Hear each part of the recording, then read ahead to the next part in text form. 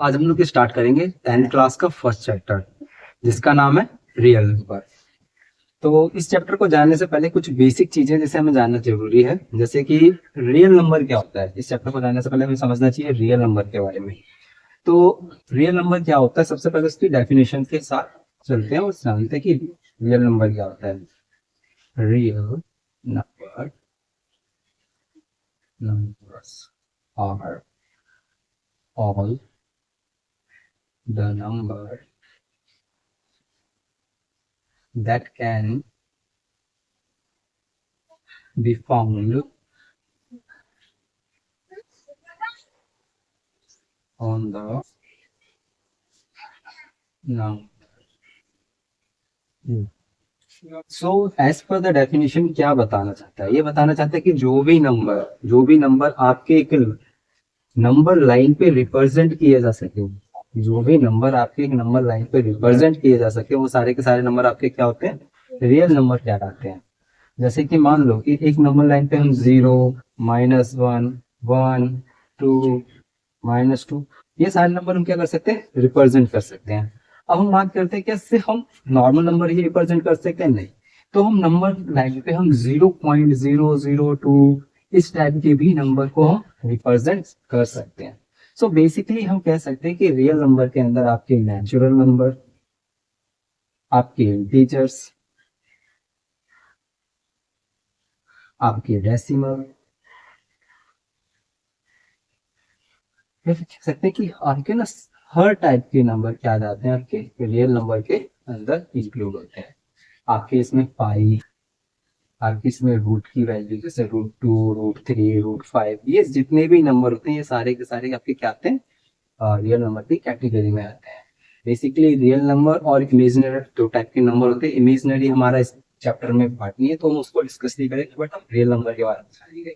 तो बेसिकली जो भी नंबर एग्जिस्ट करते हैं या जिनके ऊपर हमने आज तक परफॉर्मेंस किया, ऑपरेशन जैसे कि एडिशन है, सब्सट्रैक्शन है, मल्टीप्लिकेशन है या डिवीजन है, इस टाइप के जितने भी ऑपरेशन हमने देखे किए हैं जिन नंबरों पे, तो वो सारे के सारे नंबर आपके कहाँ पे आ जाते हैं, रियल नंबर पे आ जाते हैं। ठीक है। अब हम क्या करते हैं कि इस चैप्टर में जो मेन टॉपिक है और जो टॉपिक है उनके ऊपर डिस्कस करते हैं।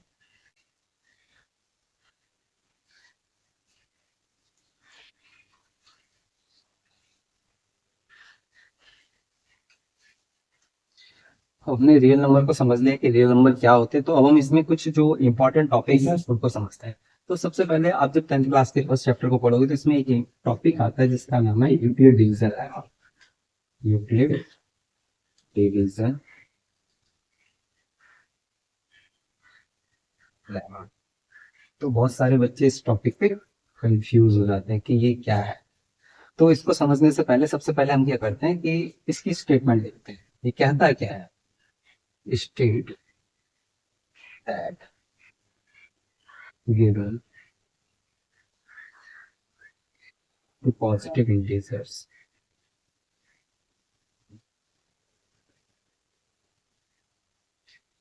a and b, there exist unique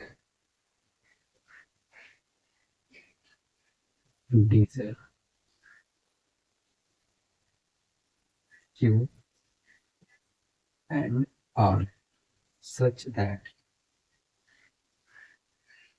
a equals to q plus r, where 0 is less than equals to r as। So basically state क्या देता है, यूक्लिड डिवीजन लेमा स्टेट देता है कि that given two positive integers, कोई भी दो positive number integers number a and b, there exist unique integers q and r such that वो इस रिलेशंस को क्या करें, सेटिस्फाई करें।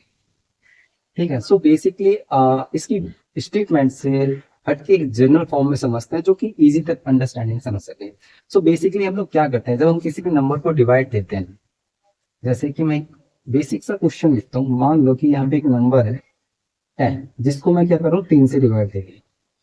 तो अगर आप 10 को 3 से डिवाइड देख लो तो आपका क्या आता है, 3 3 जा 9, आपका क्या बच गया 8। सो ये बेसिकली क्या बता रहा है कि ये जो दो नंबर की बात कर रहा है वो आपके जो दो नंबर है एक जिसको हम डिवाइड कर रहे हैं और दूसरा जिससे हम डिवाइड दे रहे हैं। तो ये कहता है कि उन दोनों के नंबर में कोई किसी दो और नंबर है जिनका एक रिलेशन सेटिस्फाई करेगा, वो की रिलेशन किस टाइप का होगा, इस टाइप का है। सो बेसिकली बताता है कि जो दो गिवन नंबर है, जैसे कि हमने बात कर ली ए जो हमने 10 लिया है और जो बी वो हमने कितना लिया 3 लिया है, तो ये बताता है कि इसमें एक दो नंबर और होंगे जिसका क्या होगा क्यू और आर। ठीक है, तो हम जब डिवाइड देते हैं तो जो आपका क्वेश्चन होता है वही आपका क्या होता है क्यू होता है, और जो नीचे आपका बचेगा रिमाइंडर वही आपका क्या हो जाता है आर होता है। सो बेसिकली यही बताना चाहता है कि यूक्लिड डिवीजन लेमा इस तरीके को रिप्रेजेंट करता है कि किसी भी नंबर को अगर हम किसी नंबर से डिवाइड देते हैं तो वहां पे दो नंबर भी आते हैं जिसका उनके साथ हम एक रिलेशन क्रिएट कर सकते हैं। वो पहला नंबर होगा आपका क्यू जो कि आपका क्वोशिएंट होता है, और सेकंड नंबर होता है आपका रिमाइंडर जो कि आपका बचता है लास्ट में। ठीक है, तो अब ये सेटिस्फाई कैसे करेगा इस इक्वेशंस को, आप देख सकते हो। ए की जगह अगर आप 10 रखते हो, बी की जगह आपका कितना था 3, क्यू की जगह आपका कितना आ गया 3 आ गया, प्लस आर आपका कितना आ गया 1। तो आप देखोगे कि 10 equals to 3 into 3 is 9 plus 1 equals to 10, 10 equals to 10। So basically क्या हो गया, इस कंडीशन को क्या कर रहा है, ये सेटिस्फाई कर रहा है। बट हाँ इधर एक कंडीशन है जो इस लेमा के थ्रू दिया गया है, वो ये बताया गया है कि जो आपका रिमाइंडर होगा वो तो या तो आपका 0 से बड़ा होगा या 0 के बराबर होगा, और आपका जो जिससे आप डिवाइड दे रहे हो उससे हमेशा क्या रहेगा छोटा रहेगा। आप कोई भी नंबर लो, किसी भी नंबर से आप डिवाइड करके देख लो, उसका रिमाइंडर हमेशा जिस नंबर से हम डिवाइड देते हैं, जिस नंबर से हम क्या करेंगे डिवाइड देंगे, उसका रिमाइंडर हमेशा इससे छोटा ही आएगा। सो बेसिकली हमारा क्या था, यही सब बताता है ये यूक्लिड डिवीजन लेमा में। ठीक है, अब आता है कि हम इसको पढ़ते क्यों है, इसका मेन फंक्शन क्या है, किस लिए पढ़ाया जा रहा है इस क्लास में। सो बेसिकली क्या होता है कि इस डिवीजन लेमा से हम लोग क्या करते हैं एचसीएफ निकालते हैं, इसकी हेल्प से क्या निकालते हैं एचसीएफ निकालते हैं। और ये इससे ना जो एचसीएफ निकाला जाता है वो बहुत ईजी तरीके से हम निकाल सकते हैं किसी भी दो नंबर का। तो हम लोग क्या करते हैं अब इसके इसके इस फॉर्मूले के द्वारा उस नंबर एचसीएफ को निकालने की कोशिश करेंगे।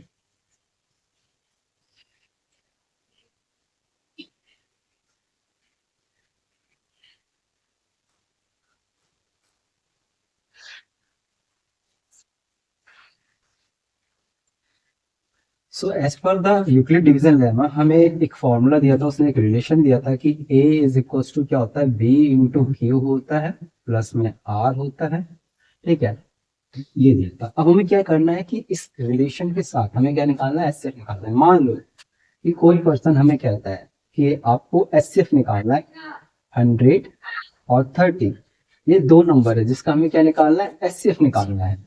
तो as per the Euclid division lemma आप क्या करोगे, तो सबसे पहले इसमें आपको ये देखना है कि सबसे छोटा नंबर कौन से है, क्योंकि हम बड़े नंबर से छोटे को डिवाइड देंगे वो तो पॉसिबल नहीं है, क्योंकि उसमें डिवाइड डायरेक्टली नहीं होगा, वो आपका जो नंबर होगा वो डेसिमल में आएगा, बट हमें डेसिमल में लेके नहीं जाना है। ठीक है, तो हमें सबसे पहले क्या करना है छोटे वाले को पिक करना है। तो छोटा आपका कौन सा 30, तो इसमें क्या करना होगा सेम क्वेश्चन आपको करना होगा कि बड़े नंबर को क्या करना होगा छोटे नंबर से डिवाइड। तो 30 से अगर हम 100 को डिवाइड देंगे तो कितने बार में आ जाएगा 3 बार में कितना आता है 90, आपका बचा कितना 10। ठीक है, तो आपका ये रहा आपका बी, ये हो गया आपका ए, और ये हो गया आपका क्यू, और ये हो गया आपका आर। सो आप क्या करोगे इसको लिखोगे सेम जो आपने लिखना है वैसे लिखोगे। ए कितना हो गया आपका 100, बी हो गया आपका 30, और क्यू हो गया आपका 3, और आर हो गया आपका 10। तो अब आपको क्या करना है कि इसी सिचुएशन को आपको आगे कैसे करना है। अब आपको क्या करना है कि जब आपका इसमें अगर आपका रिमाइंडर क्या 0 नहीं आया, आपने जब ये डिवाइड दिया और आपका रिमाइंडर 0 नहीं आया, तो उस केस में आप इसका एचसीएफ नहीं बता सकते। तो अब हम क्या करेंगे, इसका नेक्स्ट स्टेप क्या करेंगे, इसका नेक्स्ट स्टेप क्या करता है, अगर हमारा आर 0 नहीं आया तो हम क्या करेंगे कि इसके जो रिमाइंडर बचा है उससे हम क्या करेंगे, उससे हमें डिवाइड देना होगा इसके क्वेश्चन। जो आपका बी नंबर था जो ये था, इसको हमें क्या करना होगा उसके रिमाइंडर से क्या करना होगा डिवाइड देना होगा। तो अब यहाँ पे हम क्या लिखेंगे, ए की जगह 30 लिखेंगे, और ए को हमें किससे डिवाइड देना है 10 से, किससे देना है 10 से। तो हम यहाँ पे लिखेंगे 30 को अगर हम 10 से डिवाइड देंगे तो कितने बार में जाएगा 3 बार में जाएगा 30, तो आपका रिमाइंडर क्या आ गया 0, कितना आ गया 0। तो हम यहाँ पे क्या लिखेंगे, 10 को अगर हमने 3 टाइम्स में डिवाइड दिया तो हमारा रिमाइंडर कितना बचा, 0। तो जब आपका रिमाइंडर क्या आ जाए, 0 आ जाए, तो जो आपका यहाँ पे ये नंबर एग्जिस्ट करता है, ये जो आपका बी पोजीशन पे होता है, वही हमारा क्या होता है, एचसीएफ होता है। तो हम ये कह सकते हैं HCF of 100, 30 is equals to 10। ठीक है, अब हम इसमें एक और क्वेश्चन लेते हैं जिसके थ्रू हम इसको और अच्छे से समझेंगे।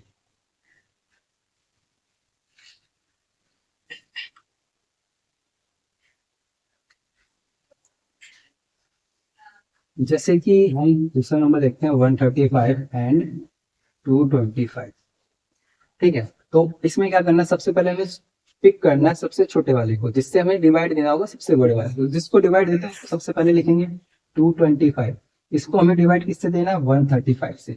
तो अगर हम 225 को 135 से डिवाइड देंगे तो 1 टाइम्स में आपका जाएगा 135, आपका बचेगा कितना, 90। तो आपका ए कितना हो गया, 225, बी कितना हो गया, 135, क्वेश्चन कितना है आपका 1, और आपका रिमाइंडर कितना आ गया, 90। इस केस में अभी तक आपका आर नहीं निकला, आर की वैल्यू 0 नहीं आई। तो हम क्या करेंगे, इसका नेक्स्ट फर्दर क्या करते हैं कि जो आपका बी वाली वैल्यू होती है उसी को हम आगे रख के क्या करते हैं, इसको डिवाइड देते हैं रिमाइंडर से। किससे डिवाइड देते हैं, रिमाइंडर से। तो रिमाइंडर से हम फिर से डिवाइड देंगे। तो सेम चीज हमें फिर करना है कि 135 को हमें क्या करना है, 90 से डिवाइड देना। तो 1 टाइम्स में 90, आपका बचा कितना, 45। सेम चीज देखेंगे कितने बार में, क्या 1 टाइम्स में क्या बचा कितना आपका, 45। ठीक है, अब इस केस में भी आपका रिमाइंडर 0 नहीं आया, तो हमें क्या करना, फिर से एक स्टेप बढ़ाना है। फिर से हमें 90 को क्या करना है, डिवाइड करना है किससे, रिमाइंडर से। रिमाइंडर कितना था, 45। तो अगर 90 को 45 से डिवाइड देंगे तो ये कितने बार में, 2 बार में कंप्लीटली क्या हो जाता है, डिवाइड हो जाता है। इस केस में आपका रिमाइंडर क्या आ गया, 0। जहां पे आपका रिमाइंडर कितना आ जाए, 0, उस केस में जो आपका बी होता है वही आपका क्या हो जाता है, एचसीएफ हो जाता है। तो आप कह सकते हो कि HCF of 135 and 225 is equals to 45। तो ये था आपका आंसर।